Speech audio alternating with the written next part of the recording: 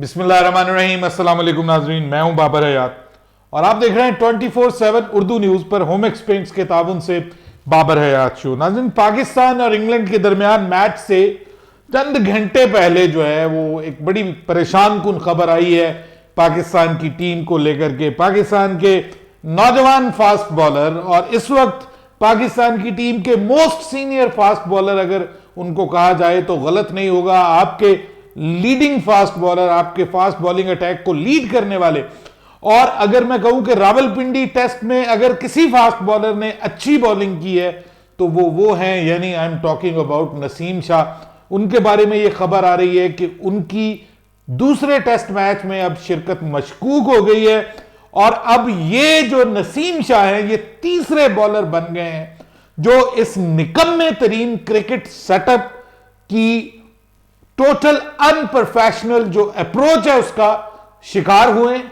और मुझे यकीन करें, इतना अफसोस हो रहा है कि शाहीन शाह अफरीदी का आप जो है वो वजह बने आप उसके अनफिट होने की। फिर उसके बाद हारिस रऊफ को खिला दिया टेस्ट मैच जबकि उसकी बॉडी रेडी नहीं थी टेस्ट मैच क्रिकेट के लिए, वो अनफिट हो गया। और अब सारी की सारी, क्योंकि जिम्मेदारी एक बॉलर के ऊपर पड़ जाती है जब आपका जो हारिस रऊफ है वो पूरी तरह बॉल नहीं कर पाया, जब आपके दूसरे बॉलर्स जो हैं वो साथ नहीं निभा पाए, तो एक ही बॉलर के ऊपर प्रेशर होता है। वो कोशिश करता है कि वो अपना मैक्सिमम दे और वो उस चक्कर में जोर लगाता है, उस चक्कर में वो कोशिश करता है कि वो ज्यादा से ज्यादा अपनी टीम के लिए अच्छा परफॉर्म करे।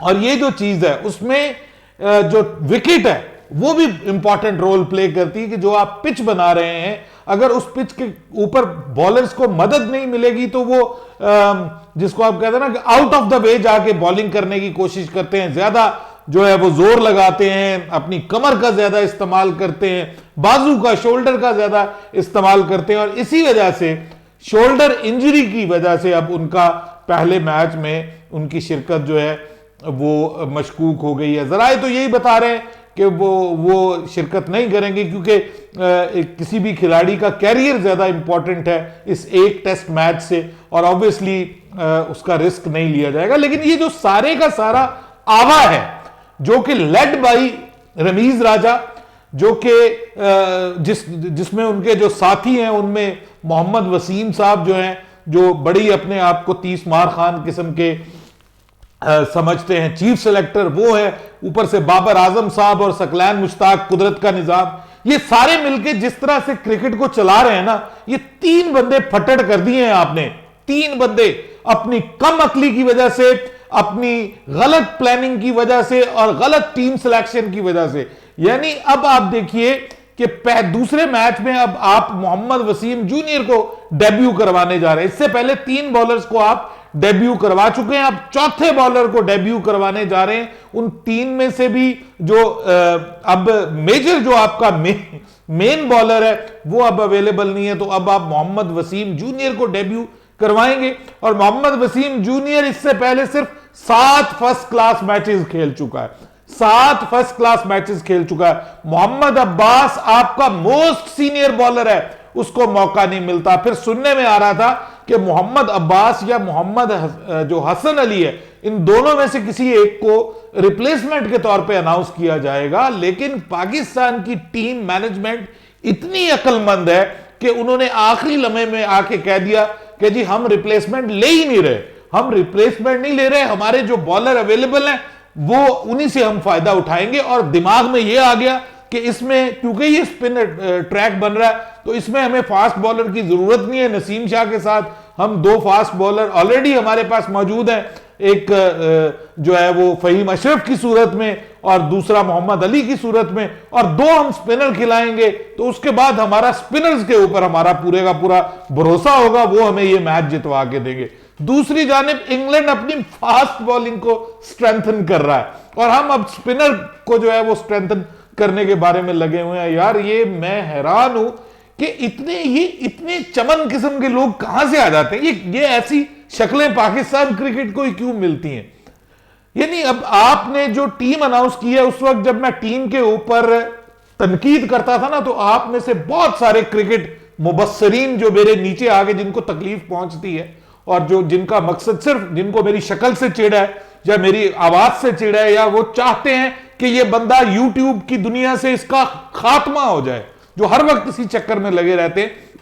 जब मैं उस वक्त बात कर रहा था तो बहुत सारे बकवासियात आ रही थी दाएं बाएं से कि बाबर भाई आप तो खुश नहीं होते। अरे भाई इस वजह से खुश नहीं होता क्योंकि आपने अपने एक्सपीरियंस लोगों को शामिल ही नहीं किया। आपने मीर हमजा को बहाना बना लिया कि जी वो पूरी तरह फिट नहीं है, तो क्या अब तो वो फिट था ना। आपके पास एक लेफ्ट आर्म फास्ट बॉलर जो कि कंसिस्टेंटली परफॉर्म कर रहा है आपके डोमेस्टिक सेक्टर में, 30 साल का हो गया है वो, कब उसको टीम का मौका देंगे, टीम में मौका देंगे। ठीक है पहले शाहीन शाह अफरीदी की वजह से उसका चांस नहीं बनता था, लेकिन अब अगर बना है तो आपने फिर भी उसको मौका नहीं दिया। मोहम्मद अब्बास 58 विकेटें ले चुका है इस पूरे सीजन में फर्स्ट क्लास में। ठीक है वो इंग्लैंड में भी खेला है, उसमें आपके डोमेस्टिक सीजन में भी खेला, उसको ही मौका नहीं दिया। उसके बाद चले हसन अली को अब आप मौका देने जा रहे थे तो उसमें क्या तकलीफ थी, क्या मसला था, क्या प्रॉब्लम था। आप हसन अली को मौका दे देते, कम से कम कुछ एक्सपीरियंस तो होता ना यार। इस तरह का जो मार पड़ी है, मोहम्मद अली को मार पड़ी है या जो हारिस रऊफ को मार पड़ी है, कम से कम वो मारना पड़ी होती। हसन अली ऑब्वियसली एक तजर्बाकार प्लेयर है, बॉलर है और उसका तजुर्बा भी है, उसके अंदर टैलेंट भी है। ये अलग बात कि वो आउट ऑफ फॉर्म था, लेकिन अभी वो डोमेस्टिक खेला है तो उसको ट्राई कर लेते, इनसे तो कम से कम बेहतर होता। मैं हैरान हूं कि किस तरह से पाकिस्तान क्रिकेट बोर्ड चल रहा है, किस तरह से आपकी टीम चल रही है। बाबर आजम साहब आते हैं, आके बढ़ के मारना शुरू कर देते हैं, कहते हैं हम ये कर देंगे, हम वो कर देंगे। बाद में भीगी बिल्ली की तरह सारा का सारा सिस्टम बैठ जाता है और फिर कहते हैं जी कि अब हम क्या करें। अब मुल्तान का स्टेडियम, अब आपके पास ऑप्शन ही नहीं है कि आप अपने सेकंड स्ट्रेंथ के ऊपर जो आपने बॉलर रखे हुए थे ना, आप उनको खिलाने पे मजबूर हैं। मोहम्मद अली, वसीम जूनियर और फहीम अशरफ। अब फहीम अशरफ जो है वो आपके इस बॉलिंग अटैक को लीड करेंगे। अगर नहीं खेलते नसीम शाह, जिसके बहुत ज्यादा चांसेस अब यही हैं, जब ये कहा जाता है कि वो डाउटफुल है इस मैच के लिए, तो इसका मतलब उसके ऊपर रिस्क नहीं लिया जाएगा। अगर थोड़ा बहुत भी निगल हुआ तो उनको टीम में शामिल नहीं किया जाएगा, उसकी जगह आप किसी फिट प्लेयर को शामिल करेंगे, तो उसमें आपके पास इसका मतलब ये तीनों खेलेंगे। अब मोहम्मद अली, फहीम अशरफ और वसीम जूनियर, ये वो प्लेयर्स हैं जो आपकी फर्स्ट चॉइस नहीं है। आप उनके साथ जा रहे हैं मैदान में, और आप दो जो स्पिनर्स के साथ भी जाएंगे तो उसमें भी अगर आप अब अगर इब्रार को खिलाते हैं तो आप कम से कम एक स्पिनर को तो आप डेब्यू करवाएंगे ना। तो दो डेब्यूटेंट इस मैच के अंदर भी होंगे। और रमीज रजा साहब कहते हैं अब अपने मुल्क में अगर हम इनको नहीं खिलाएंगे डेब्यूटेंट्स को, तो फिर क्या मतलब किसको खिलाएंगे।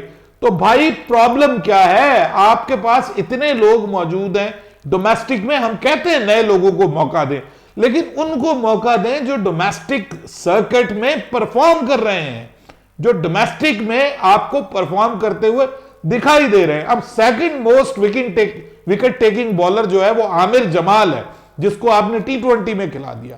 यानी ये अजीब लॉजिक है। वो आपके कायदे-ए-आज़म ट्रॉफी का सेकंड मोस्ट विकेट टेकर जो है वो बॉलर है, और उसको आप मौका नहीं दे रहे। 7वें 8वें नंबर पे मोहम्मद अली जो है फ्रॉम नोवेयर, पता नहीं उसको क्यों उठा लिया, सिर्फ इस मकसद के लिए कि ये मोहम्मद अब्बास की तरह का बॉलर है, ये मोहम्मद अब्बास की तरह का बॉलर है, ताकि हम मोहम्मद अब्बास को बिल्कुल ही फारिग कर दें और हम कहें कि भाई तुम्हारी अब जरूरत नहीं रही, तुम्हारी स्पीड स्लो हो गई है। अरे भाई जिनकी स्पीड ज्यादा है उन्होंने क्या कर दिया है हमारे लिए, वो क्या कारनामा सरंजाम दे के हटे हैं। जब आपने बनानी डेड पिचेस हैं जिसमें फास्ट बॉलर्स के लिए मदद ही नहीं है, तो स्पीड वाले बॉलर्स का क्या करना। अब वो अपनी स्पीड वाली जो फास्ट बॉलिंग है उसको स्ट्रेंथन कर रही है। उन्होंने 3 की जगह 4 फास्ट बॉलर ले आए हैं। मार्क वुड भी आ गया है, बेन स्टोक भी है, उनके पास जो है वो ऑली रॉबिन्सन है और जिमी एंडरसन, 4 फास्ट बॉलर के साथ, और आप 3 जिनके साथ जा रहे हैं वो भी आपकी सेकंड चॉइस है,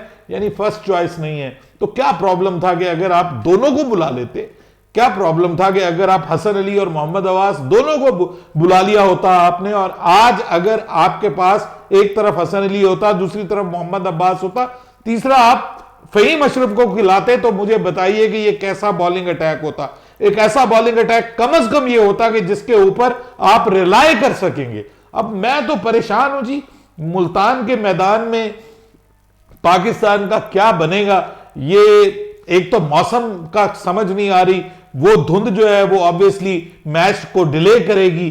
मुमकिन है 11 बजे स्टार्ट हो, 11:30 बजे स्टार्ट हो, और 3-4 घंटे से ज्यादा का मुझे खेल होता हुआ दिखाई नहीं दे रहा, क्योंकि शाम के वक्त जो है वो जल्दी जो है वो रोशनी जो है वो साथ नहीं देगी, और लाइट का इशू आएगा तो शाम को भी जल्दी खत्म हो जाएगा। तो मुझे तो ऐसा लग रहा है कि पाकिस्तान के लिए इस टेस्ट मैच में भी जो वाइब्स आ रही है ना, वो कोई बहुत अच्छी नहीं आ रही, बहुत पॉजिटिव किस्म की वाइब्स नहीं आ रही, अनटिल और अनलेस कोई ये पिच ऐसी बना दे कि जिसपे कम से कम बॉलर्स को मदद मिले। वो बेचारे फिर कोई ये ना हो कि खुदा ना खास्ता पता चले कि अगले मैच में हम जा रहे हैं तो वसीम जूनियर को भी हमने पटड़ कर दिया अपनी पिच बनाने की वजह से। देखिए, ऊपर से लेकर नीचे तक मुझे समझ नहीं आ रही कि किस प्लानिंग के तहत ये पाकिस्तान क्रिकेट बोर्ड चल रहा है। इस किसी भी अकलमंद कोई बंदा जो है ना उसको ढूंढे, जो कि कोई एडमिनिस्ट्रेटर हो अच्छा, वो अगर चलाना शुरू करे ना पाकिस्तान क्रिकेट बोर्ड को, तो वो इन लोगों से ज्यादा बेहतर चला सकता है। और मोहम्मद वसीम ने तो बुरी तरह डिसअपॉइंट किया, वो तो बिल्कुल इररेलेवेंट है। मुझे नहीं लगता कि उनकी अपनी राय भी बीच में शामिल होती होगी या नहीं होती होगी। ये पिक एंड चूज के ऊपर टीम बनाई जा रही है, पसंद नापसंद के ऊपर टीम बनाई जा रही है, दो तेरे दो मेरे, वही वाला।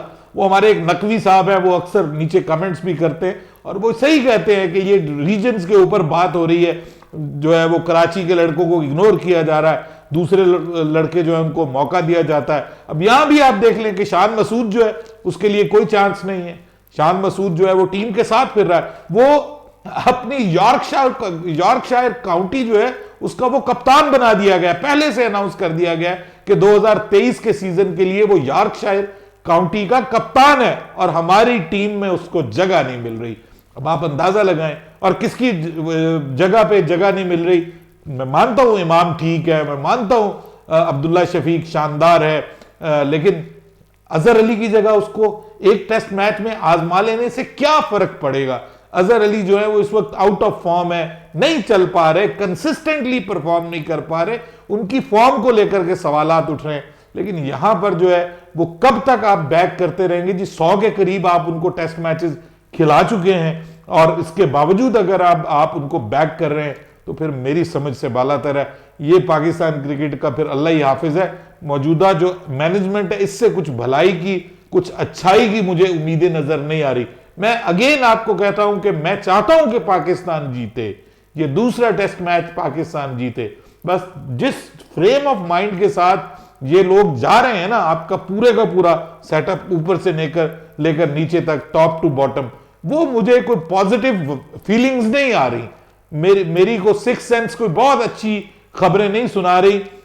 ये ना हो कि ये कोई बहुत ही ऐसी किस्म की पिच बना लेंगे जिसके ऊपर बैटिंग ही मुश्किल हो जाए, तो उसमें तो फिर किसी भी टीम का भला हो सकता है। लेकिन पाकिस्तान, मैं मतलब पहले दिन के खेल के इख्तिताम पे आपको बता दूंगा कि पाकिस्तान किस माइंडसेट के साथ उतरा है। जो ये टीम सेलेक्ट करेंगे ना, उससे पता चल जाएगा कि हम जीतने के लिए उतरे हैं या फिर हम एक हार के लिए उतरे। अपनी राय दीजिएगा कमेंट सेक्शन में। बाबर हयात को इजाजत दीजिएगा। अल्लाह हाफिज।